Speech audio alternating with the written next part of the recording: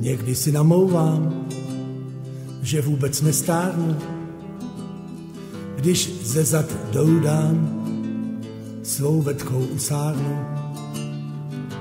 Pak přijde po špičkách ta chvíle bytelná, u nohou zabublá myříčka křemelná a zas mám jehličí v podrážkách pohorků, nad sebou kočičí mám hřbety pahorků.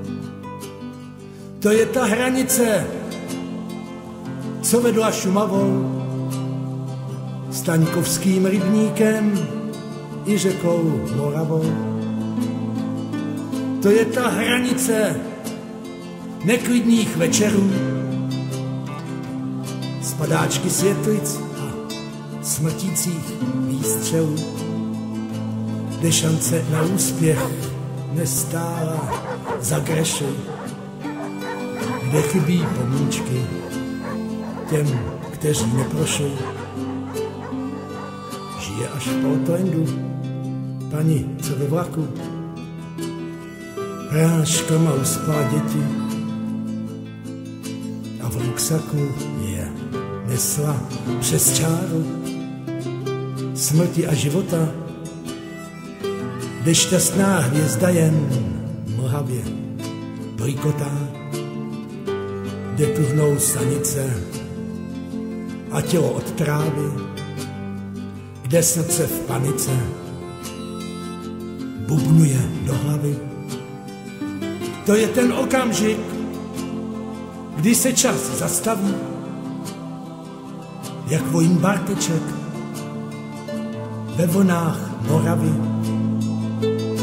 Když vítr zafičí, shrnuji rukávy, dál stezka věličí, příběhy vypráví. Na téhle hranici už vládne klitamí, já držím v pravici ostnatej suvení. Někdy si namlouvám, že vůbec nestárnu, když ze zad dolů dám svou vetchou usárnu. A pak se přiblíží ta chvíle bytelná.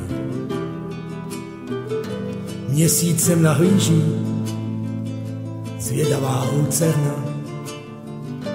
Dám ruce pod hlavu a hlavu na ranec, tak tudy odcházel Zdeněk, můj bratranec. Je na západ cesta dlouhá,